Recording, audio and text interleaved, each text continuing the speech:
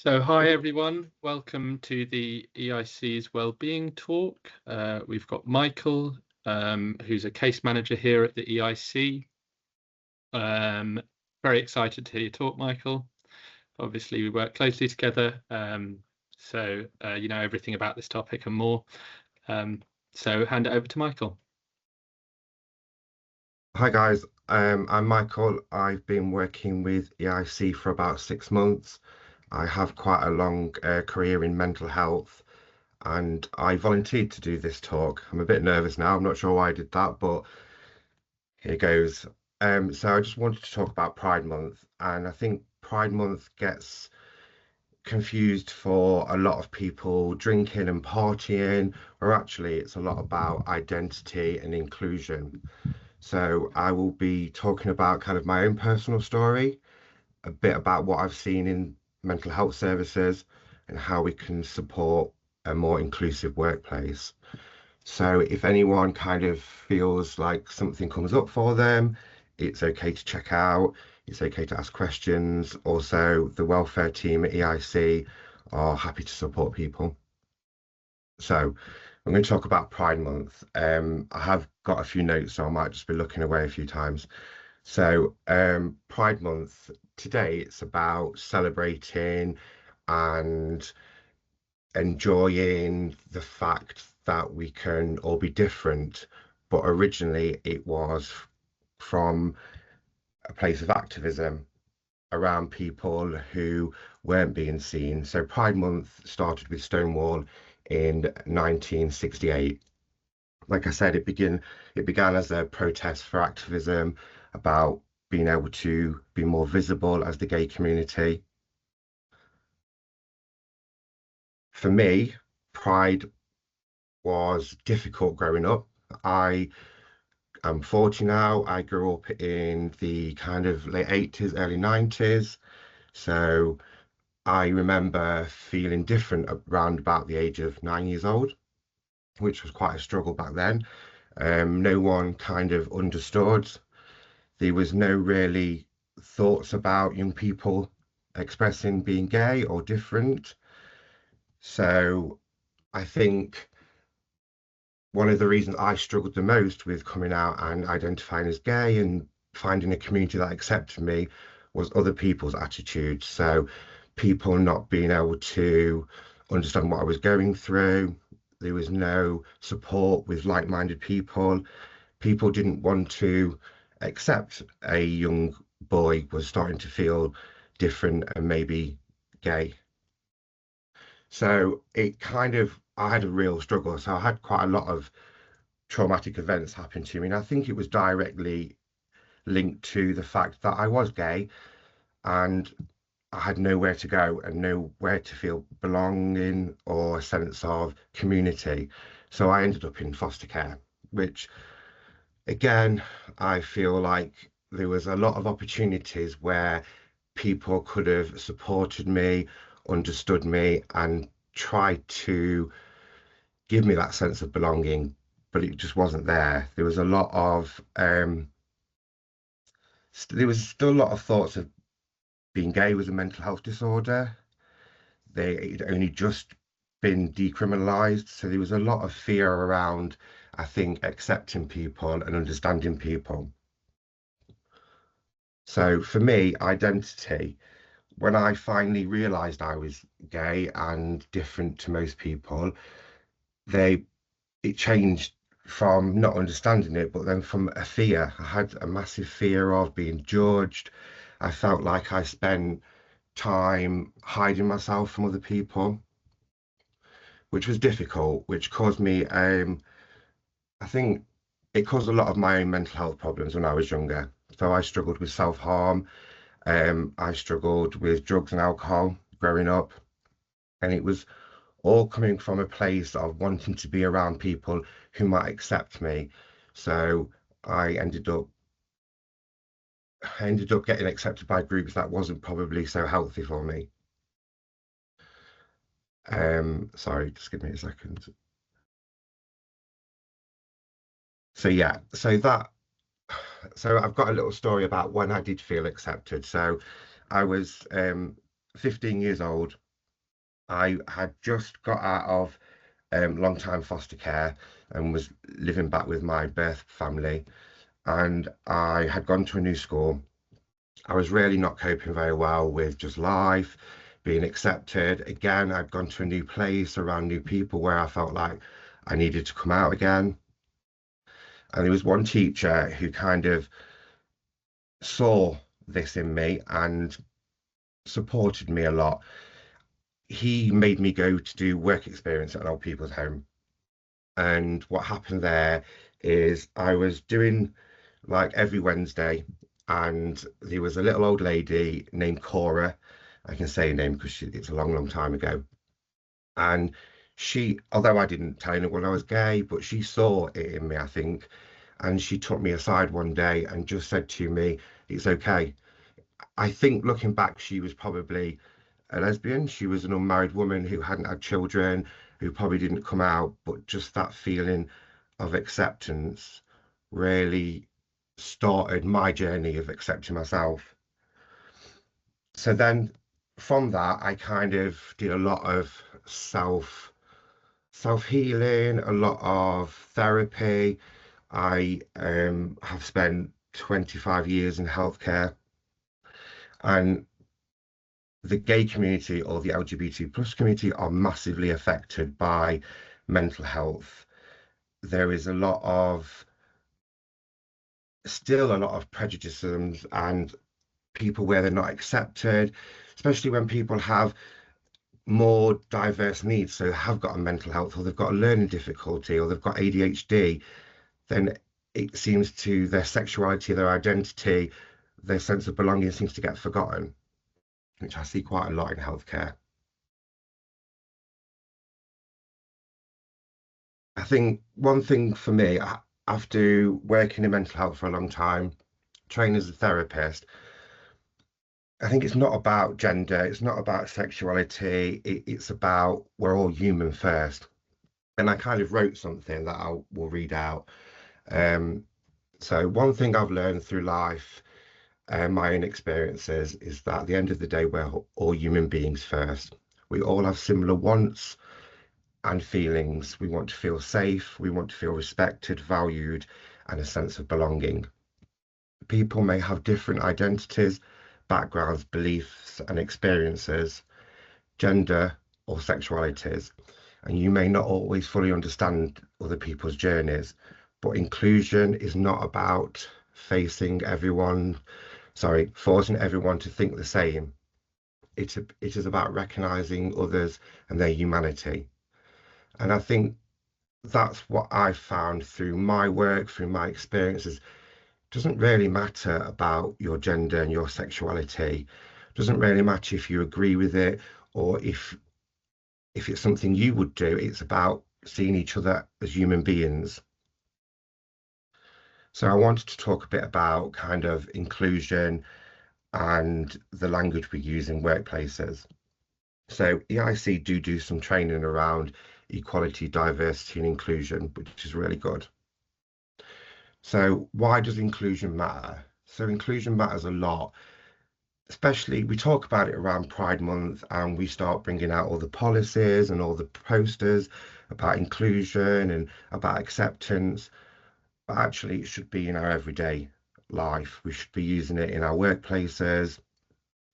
And I think that's about the language we use so we can not unknowingly be prejudiced about someone. So for once, there's a term where a lot of people use now, and a lot of young people use it, and even I used it when I was younger, and it was the word gay. So that's so gay, which has a negative meaning on it, which can be quite. I find it more offensive now growing up than I did when I was younger. But I think it's just about knowing how to be inclusive without making it obvious. We don't have to be changing our language as such. We just need to be more open. We can ask people with pronouns. There's nothing wrong with asking someone what pronoun they choose to use. And if at points we sometimes forget to use that pronoun, we can apologize. It's I think there's a big kind of emphasis on pronouns at the moment, and everyone's quite scared about it. But actually, if you speak to the person, then you can usually find out what they choose to use. And at the end of the day, we've all got a name. We can address people by our names. So when we talk about inclusion and why inclusion matters, it's the feeling of acceptance, the feeling of belonging. So if you think about your own life, your own environments, your own social groups, where you go to feel accepted, where you go to feel a sense of belonging, that is a struggle for people who are part of the community. And that's because still we aren't as open as we feel. We're not as open as we would like to be, I don't think. There is some time, like for instance, the gay community in gay clubs.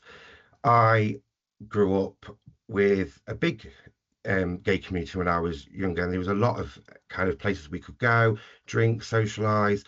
There is less and less of that now, which is does affect the community because my experiences in going to places that aren't gay friendly or don't identify as a gay club is the sense of not feeling a sense of belonging and secure and the confidence and feeling safe. So that's, I'm not saying we have to throw a big gay party every day at work, but it's just those little things about pronouns, using the right language, not having assumptions. So partner rather than girlfriend, boyfriend, which then would help us feel a sense of belonging, would help us feel valued in our workplace. And with everything, if we feel that inclusion, that belonging, that sense of worth, that sense of that someone might understand us or respects us, it it builds confidence and it just helps. It helps in every environment. It helps you working day, it helps you make friends. It's, it's hard to explain when I spent a lot of my life feeling that lack of belonging. And now in adult life, I have worked at it and had to go and find that sense of belonging, but it feels so much better. So in the workplace, like we were talking about, everyday behavior matters, just the things we say, which does encourage psychological safety, respect of someone's lifestyle. And when we talk about that again with lifestyle and what someone chooses to do, we don't have to we no, sorry, we need to respect it. Doesn't mean it have to be a part of our life. It doesn't mean we have to necessarily agree with it. We don't have to like it. But everyone has facets of their life, their personality that other people might not like, but we don't make a big deal of it. Still, if someone has a different gender or a different sexuality to heterosexual male, female, then we still do put that negative spin on it.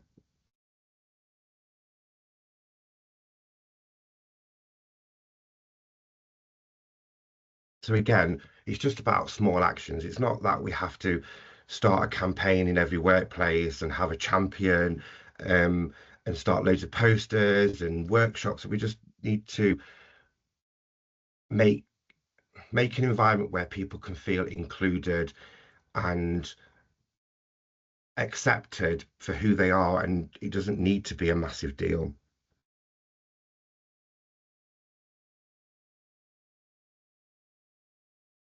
If anyone at any point has got any questions to anything or wants to share anything, just please do.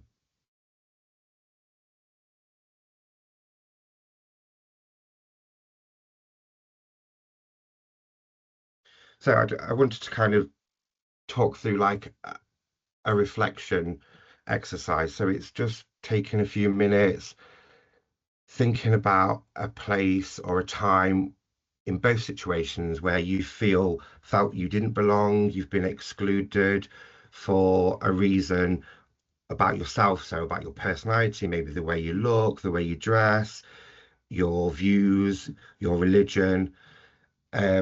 So just take a few minutes to think about that. And then the opposite, if you take a few minutes to think about where, when you have felt a sense of belonging, where you felt you've been around people that are like-minded. So we'll just take a few minutes and just have a little reflection, if that's all right. I hope that give everyone a chance to kind of reflect on those two situations there's where you don't feel a sense of belonging and then where you do. And I think that happens a lot in the gay community,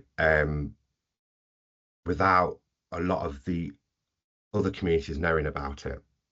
So there's a few more things that I just had a quick look at my notes and just thought that we should probably talk about. So why, just going back over a few things, why pride exists, because the people before us have the courage to stand up, and it was always about diversity, giving people dignity, safety, and equality. Like I said, I've had a personal story with a lot of different things. So mental health, being in care, coming out as gay. But I think what helped me the most is when I went into environments that supported me. And sometimes they were the strangest environments, like an old people's home at the age of 15, where a little old woman said, "Don't worry, I know what you are and it's fine." It, it- and then later on, I went into healthcare, and I think one of the reasons I did go into healthcare is because I knew that that industry was more accepting of gay males, and I'd seen gay nurses. So what I'm trying to say is that I chose to go into situations because I knew that I'd be accepted. Not everyone has that opportunity to do that. And some people might really like something and really be interested in something and want to do something as a career or as a hobby, but it's in a community that aren't so accepting of people who identify differently in their sexuality or their gender. So again, it's about doing those little things that we can do that can make it more inclusive, change the language so people don't feel that discrimination. And I think there's a huge difference between existing somewhere and feeling truly belonged. So we can spend time with other people, we can spend time at work, which takes a lot of our life, and we don't necessarily always feel like we belong. And that then will have a detrimental effect on your mental health. It will have an effect on your work output. And I think going back to the when I was talking about we are all humans at the end of the day, and I think it's about treating people with dignity, respect, no matter of what they choose to do in their lives. We don't have to go into that part of their lives. We don't have to, it's none of our business in some ways. So I don't know, it's hard to understand from my perspective how it offends so many people and so many people have still got problems with it. And I think again it's due to education and not understanding.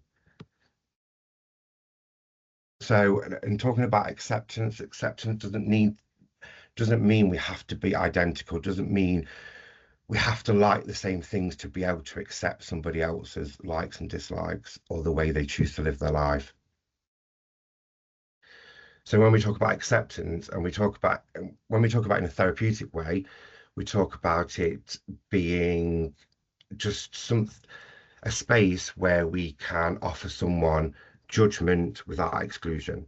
And I think that's all that people are asking for. We're not, like me personally, I'm not asking to have a massive conversation every time I meet someone. And it's hard to have that. It's like you have to come out. The coming out situation is like heterosexual community don't have to do that, where we have to think about that. And then we have to then think about, is this a safe space? Is this a place where we might feel secure and a sense of belonging? And sometimes it takes a long time to feel that. And that's, I think, directly caused by people's attitudes and people's lack of knowledge.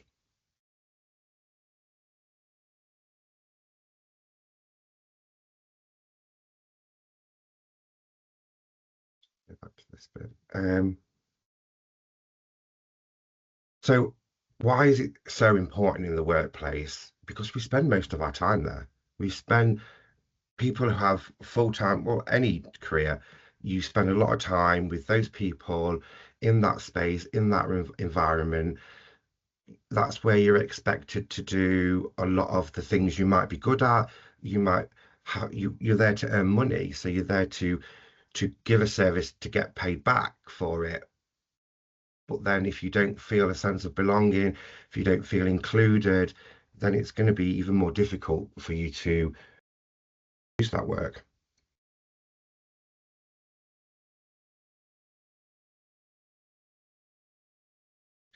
I think I'm going to just do a bit of a closing. Like I've kind of run out of stuff to talk about. So I think the closing was that pride reminds us that visibility and inclusion matters. It's sometimes we build every day through language, actions, and how we treat people. My journey taught me how powerful acceptance can support a person to feel a sense of belonging. You never fully know what someone else is carrying. So being able to offer them that environment that makes them feel secure can change their lives, and it did for me. A safe conversation, a supportive workplace, or simply to feel accepted changes someone's life. Thank you for listening. If anyone's got any questions, feel free to ask away. Thanks, Michael. We've had quite a few questions in the chat, and just some things that came up for me as well. I guess, can you tell us a little bit more? You mentioned about when, coming out, and like that can be quite a difficult thing for people. Yeah, And kind of what your experience of that was, but also that point that you made around you come out, but then like every time you start a new workplace or meet a new group of people, it's almost like you've got to do it again. Can you tell us a bit more about that and your experience around that? yeah. So coming out for me was kind of a bit up and down. I did it a few times. So I remember, like I talked about, when I was younger, I was very different, and being very different, I was taken to social care, and I was like, this child's different. So I was asked the question actually about 9 years old, do I think I like boys? And I think that was the way that it was said in them days of when you was having Yeah. therapy. And I remember thinking, do I, don't I? And I think I said yes at the beginning. I was like, yeah, and then like ran off and was really like freaked out by it. And then spent the next few years just like not acknowledging that ever happened. Yeah. I think I didn't go to that therapist anymore. I I'd been placed into care because of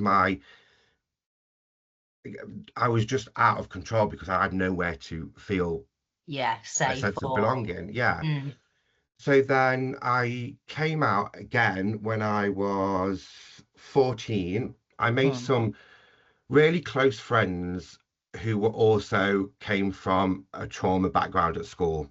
mm, And I was friends with a girl who, for me back then, she was a Asian girl who mm. it was a bit like a white boy and an Asian girl being friends, wasn't really kind of Yeah. seen back then. And I think because we had this friendship and we stuck to this friendship and we argued that with our families, with people about having this friendship, we felt this sense of belonging. So it made me come out to it. It made me just tell her one day, just look, I like boys, kind of thing. Mm, mm, And then And then again, I didn't really talk about it because it was one of those things where you'd do it once to one person, then you'd feel such a relief, but yeah. you would forget that not everyone else knows. Yeah. So you get into another situations. Then I moved schools, and I just remember having at one point having a family therapist or some therapist that was, how do I say it, obviously gay. Mm, He was out and proud, and mm, for a 15-year-old boy seeing someone in flamboyant clothing, talking quite effeminate, you could tell he was a gay man. And I think I only had a couple of like support sessions with him because I was moving from one place to another. mm, And I went to a new school, and I just saw him in my head of how like proud he was. And I just remember saying, I think I was 15 at this point, and it was the playground, and someone called me a queer boy or something, because I was quite camp when I was younger. And I just said, yeah, I am. And then that just started that kind of like, yeah, I am. Or I'd tell people, I'd be like, oh, I'm gay.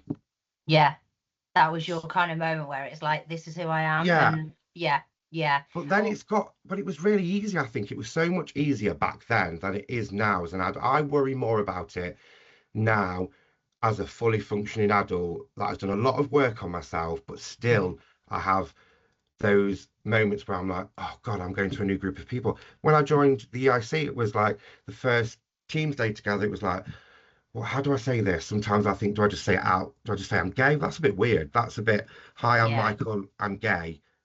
Yeah, yeah. And we talked about it before, didn't we, Michael? Where it's like, if you're a heterosexual person, you don't kind of meet someone and go, "Oh, hi, I'm Kate, I'm heterosexual." No, But it's this thing that's always in the back of your mind, I suppose. What advice would you give to two questions really? Maybe what advice would you give to parents who are maybe, how can they make it easier, if you like, for their child to come out?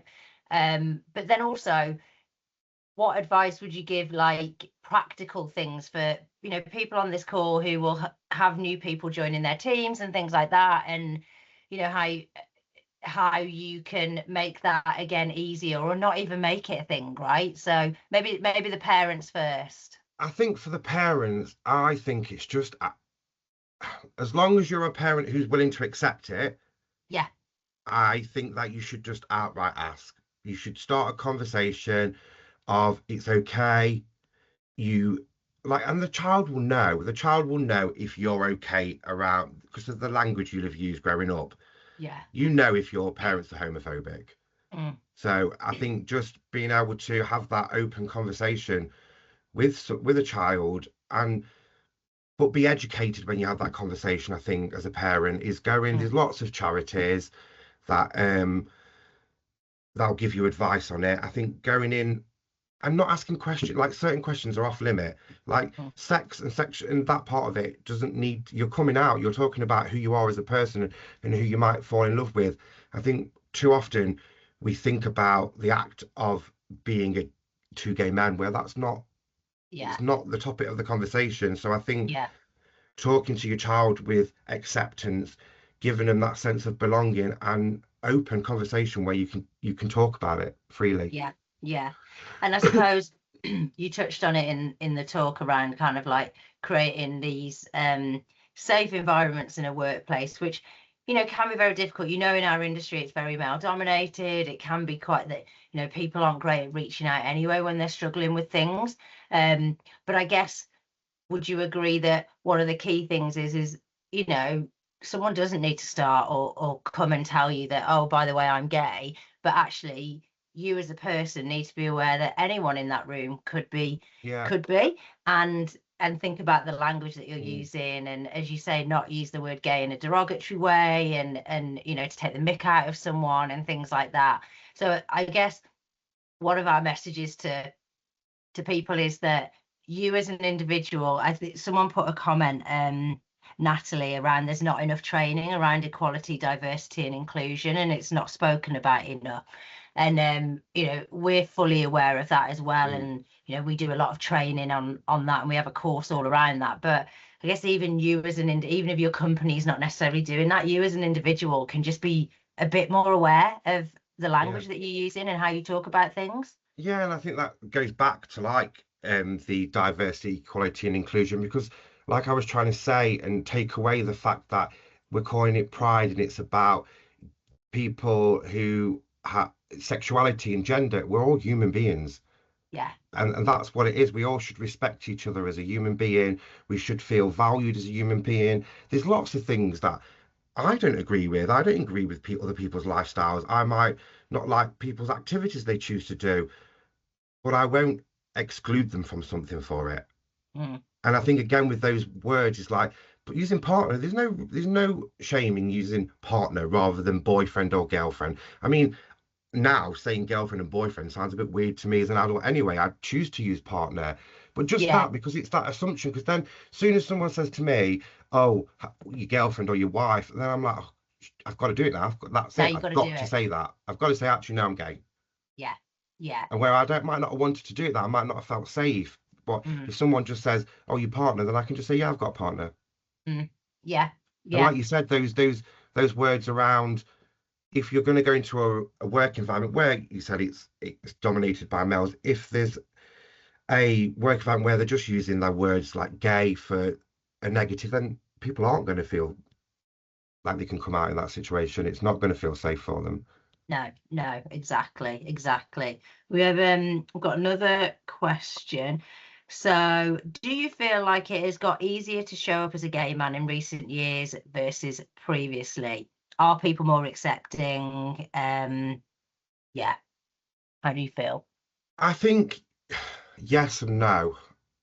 It's one of those situations where it we are, and I feel like I'm more accepting and I feel able to do that, but that's because of my own work. That's not because I don't think necessarily because of society. That's Yeah. because I've You've chose to got the kind of feel, confidence to, yeah, yeah. I've got that confidence. I've done that work of accepting myself. I've done that work of not being so affected by other people. I'm not saying I wouldn't get affected by it, Mm. but yeah, I think the community and individuals have chose to hide less and do more work on themselves rather than Mm. it's been a kind of a change in society. But then it has changed. It's changed a lot. There's new rules. It was decriminalized. It was taken out the mental health disorders. There has been massive changes. But Yeah. then you go to America and all that stuff, what Trump's doing, just Mm. then changes it again because people have that different It's like you're opinion. going backwards a little Yeah, bit. Yeah, yeah. And do you think there's more that like people like the government and things like that can do? Or do you think it is kind of more down to just people within our society and some of those messages that are being pushed? I think it just goes with everything, Kate. It doesn't, it's not even about the LGBTQ, it's everything. It's mental health, Mm. autism, ADHD, every kind of someone being different. We need to work on It's it the with being everyone. different. Yeah. Yeah, yeah, And I think that's what we should do. We should do that as a collective. We should work on everything to make people feel included rather than just be, oh, it's the gay community, oh, it's people with autism.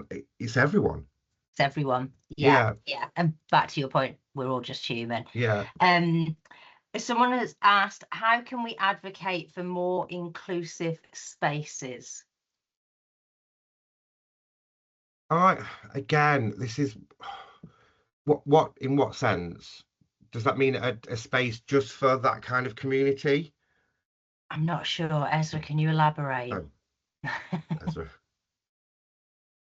in general, yeah, I think it has to be more in general because what I was thinking is about is sometimes we get hooked up on making communities and then saying, well, that's their community now. All gay people have to gather in this gay friendly place where actually that then I think causes some of the problems. Is creating Yeah, those spaces just for it needs to be a bit wider. We need those spaces where people can feel safe and talk maybe, but if we keep creating the spaces away from the everyone main. else, Yeah. yeah, we need to make it, I think, like as I It's said, it almost needs to like be you're more general. fueling it, aren't Yeah, you? In that kind of fueling that, oh no, you are different, so you need this special space or yeah, whatever, where actually it should be like in an ideal world, it's like, well, everyone just exists and is in the same space and just, kind and yeah. And we do it as accepting. a society. We have to put labels on people because we won't help anyone without a label. Yeah, We don't know what to do without a label. So then we started creating all these little like communities that then become, yes, safe for the people, and then you get this confidence. But then as now as an older gay male, thinking, but then I got excluded from all the straight bars when I was younger because I just spent all my time going to them. So now as an adult, sometimes still going out in what isn't classed as a gay bar still feels a bit unsafe at times. yeah, because Yeah, I it's excluded myself from that because everyone said, come here, you're going to feel safe, which I did, but then it stopped it in the wider community, I think. yeah, yeah. Okay. So I don't think we have any more questions. I guess yeah, the kind of, for me, the key takeaway that I've got is that everyone has a part to play, no matter how big or small that is. Yes, obviously, if you can encourage your workplaces to do diversity and, you know, inclusion training, that would be amazing. But we can all make a difference, and just being more aware and more conscious of other people in that area and that space and what they may be going through, or things like that, and just thinking about that and taking that on yourself, because the more people that are doing that, it will create more and more will do it, you know. And just think about the language that you're using and how you can make someone feel accepted and belonged. And I think that goes back to diversity, equality, inclusion. It's not about thinking we need to include everyone with this disability or everyone. It's everyone. It's It's literally everyone. everyone. Diversity means that we offer the same opportunities to make people included, no matter of their needs or their abilities. Yeah, So that yeah. should be everyone, not just gay people, people with learning difficulties, people with Not mental ticking health a problems. box, as it were, Yeah, to kind of go, yeah, yeah. And I think, you know, we know from a business perspective, we know that a diverse team and a diverse company is a more profitable company. There's yeah, loads of research and information around that. And yeah, it's kind of give everyone the same opportunity, and yeah, and create those spaces where people can just be themselves. yeah, definitely. Okay. Well, I hope it's Anything else helped you want to everyone. add? It was quite I didn't realize how much I would be talking about my own experience. So I think that's when it It challenged me a gets bit. you. But I hope from that people have took something away about just we're all human and just helping people feel a sense of belonging. Yeah. And, you know, thank you so much, Michael, for putting yourself out there and kind of talking to us about your own personal experience. Yeah, really appreciate it. Okay. The session has been recorded, so it will be available. It'll go out on an email very, very soon. If in the meantime anyone else has got any other questions or need anything, please just drop us an email and we will come back to you. But yeah, once again, thanks ever so much, Michael. See you. All Bye. right. Thank you.